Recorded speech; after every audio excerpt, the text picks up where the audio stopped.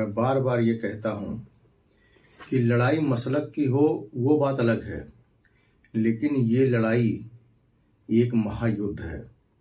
और मैं बार बार जो ये चीज़ें कहता हूँ ना कि कभी ये नज़्द की औलाद यहूदी की पैदावार जो है ये कभी मुसलमानों के हक़ में, मुसलमानों के लिए बेहतर हो ही नहीं सकती, कभी नहीं हो सकती हैं। ये नबी अलैहिस्सलाम के ज़माने में मुनाफिक होकर गद्दारी करते थे और आज के दौर में ये नज़दी होकर गद्दारी करते हैं मुसलमानों से।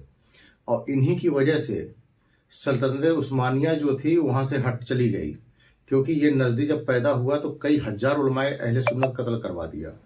तो कहने का मतलब ये है कि कभी इनके ऊपर भरोसा करके कभी कोई कदम नहीं उठाना है।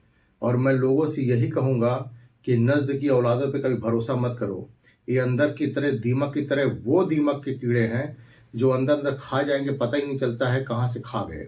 ठीक है, ये ईमान भी खा जाते हैं और ये कौम के ईमान को पूरा निस्तो नाबूद कर देते हैं। इसीलिए कभी इन पे भरोसा मत करो, क्योंकि जितने भी देश देख लो नज़दी हैं कभी ये सामने नहीं आते हैं।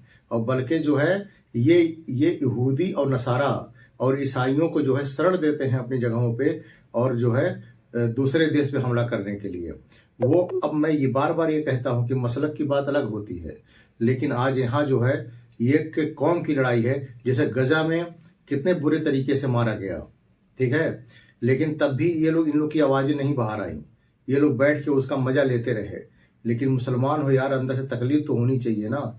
लेकिन तुम तो मुसलमान हो ही नहीं, और तुम मुसलमान के नाम पे सिर्फ कलंक हो, क्योंकि मेरे नबी ने पहले ही फरमा दिया था।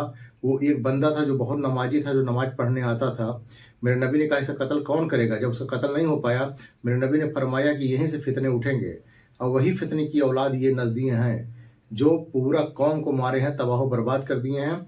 और हमेशा जो है ये कहते हैं कि मैं इस्लामिक हूँ, लेकिन हमेशा इस्लाम के खिलाफ जो है हमेशा रहते हैं। और इनको बारीकी से जानने की कोशिश करो, इनके ऊपर कभी भरोसा मत करना मेरे भाइयों।